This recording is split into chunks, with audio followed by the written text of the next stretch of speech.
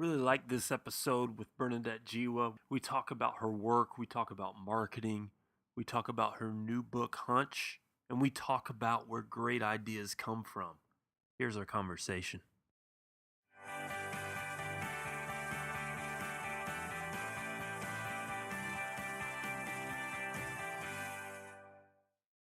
Today's guest is Bernadette Jiwa. She is a recognized global authority on the role of story in business, innovation, and marketing, and the author of 5 best-selling books on marketing and brand storytelling. And today we're going to talk about her terrific new book, Hunch. Bernadette, thank you so much for coming on the show. Oh, thanks for having me, Adam. I'm glad we could make it work. Me too. I'm really intrigued by this book, and I know listeners, if they pick up a copy, will be as well. But first, I really wanted to let listeners hear your story. So, how did you become a consultant, write 5 best-selling books? Did you pursue it on the side at first? Did you go all in? Was it a full-time gig from the beginning? Oh, let me rewind right back to the very, very start, which is my background. So, although I live now in Melbourne, Australia, and love living here as I said to you, the world's most livable city. I'm originally from Dublin, and both my parents were from very large families of 11, and both ended up as single parent families. So they didn't have the opportunity to pursue work that they would love to do. They had to work in factories and work to put food on the table. So part of the reason I've ended up doing what I'm doing is to help people to find meaning in their work and create meaning for others. I didn't do this on the side. I came to it through a love of, dare I say it, marketing, and a fascination with how we try to convince people to buy things. And I like to think that I'm a bit of an anthropologist in that I love people and I love studying people and watching people's reactions and understanding their stories and what makes them tick. So I come from it from that standpoint and started blogging and sharing the ideas, and they seem to resonate with people. So that's where it started. Partly, I've been very influenced by the work of Seth Godin, who is, as you know, a phenomenal thought leader and marketer himself. Yeah, I love that answer, because saying that you love marketing, some people have a negative connotation of that word. I did at one point, to be honest. People like Seth Godin and Dan Pink changed that for me. Have you always loved marketing? Was there someone along the way that changed that perspective, or you were just always intrigued with how marketing worked and how it convinced people into buying a product or a service from someone? I've got 2 stories about that. The first story is when I was about 10, my little brother was about 8. He had these Action Man figures. I don't know if you had them in the States. Maybe you had G.I. Joe.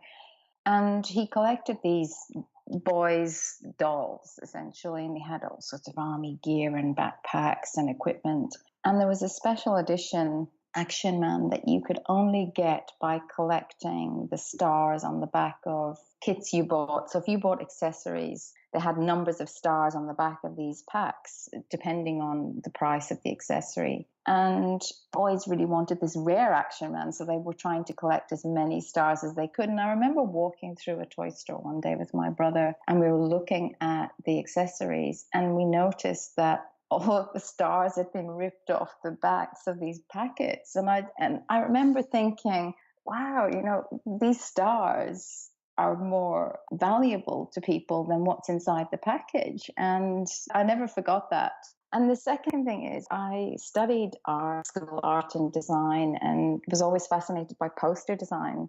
And I remember entering a competition to design a poster to sell Ireland.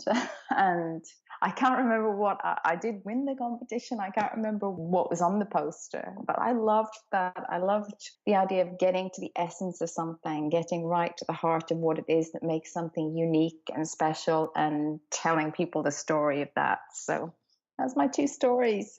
Yeah, you're a great storyteller. And you said before that you help entrepreneurs and business leaders build meaningful brands, find meaningful lives. And I want to maybe hone in on that right here.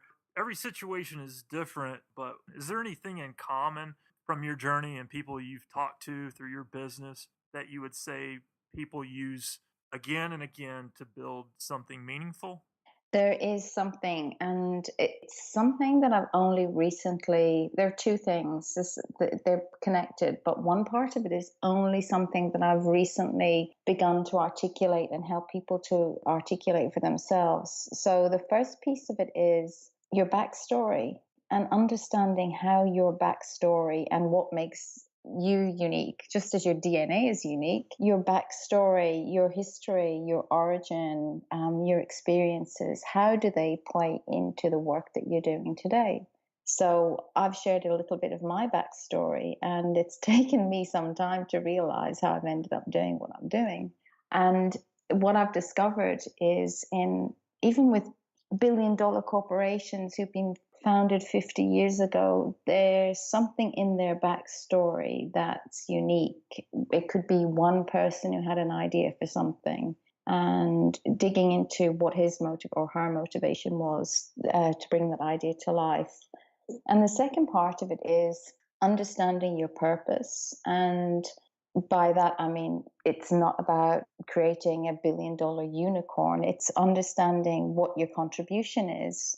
It doesn't have to be something like working towards a sustainable planet or some sort of social mission. It doesn't have to be greenwashing your brand. It has to be something that's important to you and meaningful to you, how you create meaning for other people. So we see the brands that are super successful, a brand like Patagonia, for example, is very purpose driven.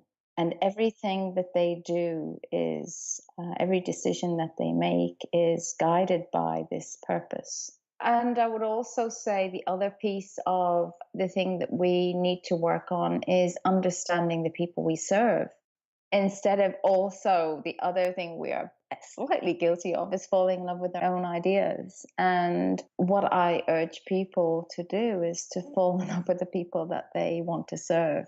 I was just thinking about one of my sons. He's a design and architecture graduate, and at the moment, one of the jobs he's doing is building what we call here cubby houses, helping to build cubby houses and accessories at this great little local company here in Melbourne. And he loves that work because he gets to feel like he's making things for kids to play with. He sees the result of his work at the end of the day. He sees the window boxes piled up, and he knows they're going to be in some little guy's backyard in a couple of weeks, and he feels like he's making a difference and making an impact there because he's getting kids outside and playing and off their iPads. That's perfect. We take our talents and skills, and as a business, we take them and they're there to serve other people. I mean, that's what it's all about. If you're a business and you're not serving other people, then you're not going to be around very long. And talking about ideas, of course, we're here to talk about your new book, Hunch, which I loved. It's all about turning your everyday insights into the next big thing. And the first thing in it that sticks out to me is that you say groundbreaking ideas don't actually start with ideas. So if that's the case, how do ideas begin? Well, the clues are around us for all to see. They start with problems begging for a solution. So if you look at anything you use every day, have a look at your iPhone and look at the apps that you use every day and think about how they came about.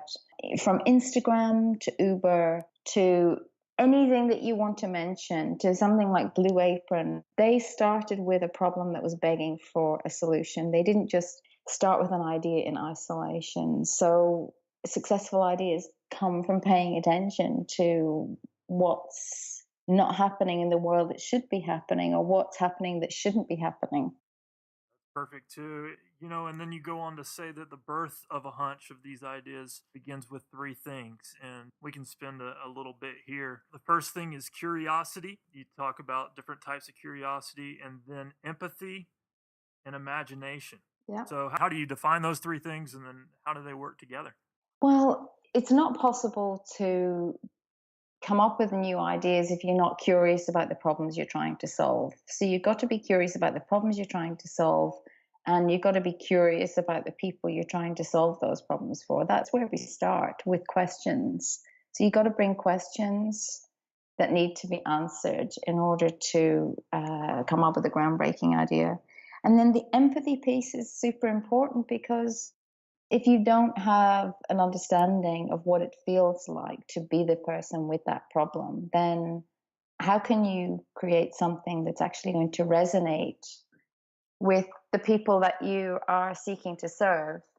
And then imagination is that creative leap, sometimes bringing something to life that nobody else has thought to bring to life.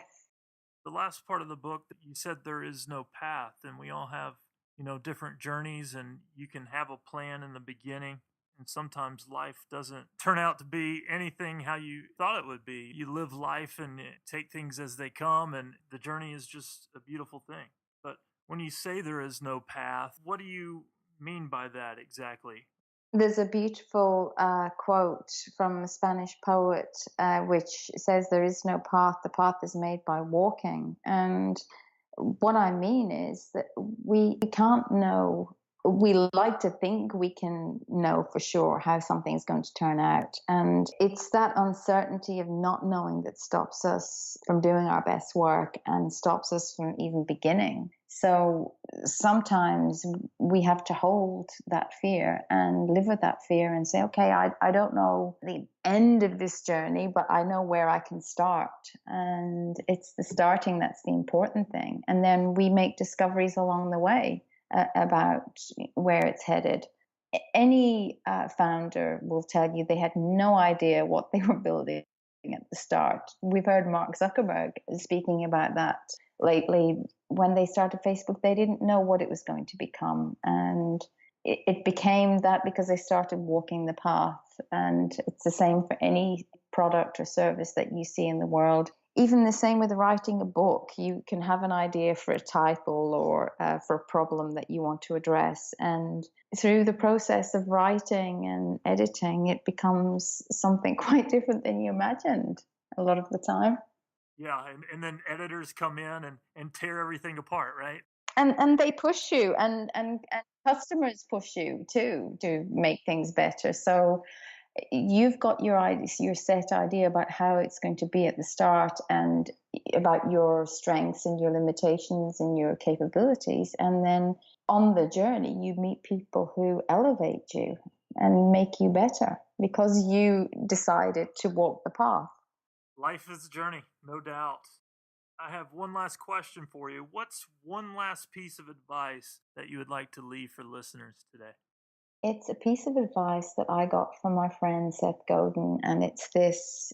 He reminded me that, and all of us, that you don't need more time, you just need to decide. No matter what you're doing today, whether that's working out or writing your book or trying to spend more time with your kids, whatever it is, you have the power to control that.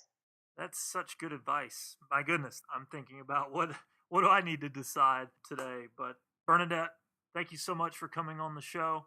I appreciate your time, and again, thank you for your work. Thanks, Adam. It's been a pleasure to chat to you. Thank you for tuning in. I hope you got something out of these ideas. Go ahead and subscribe so you don't miss an episode.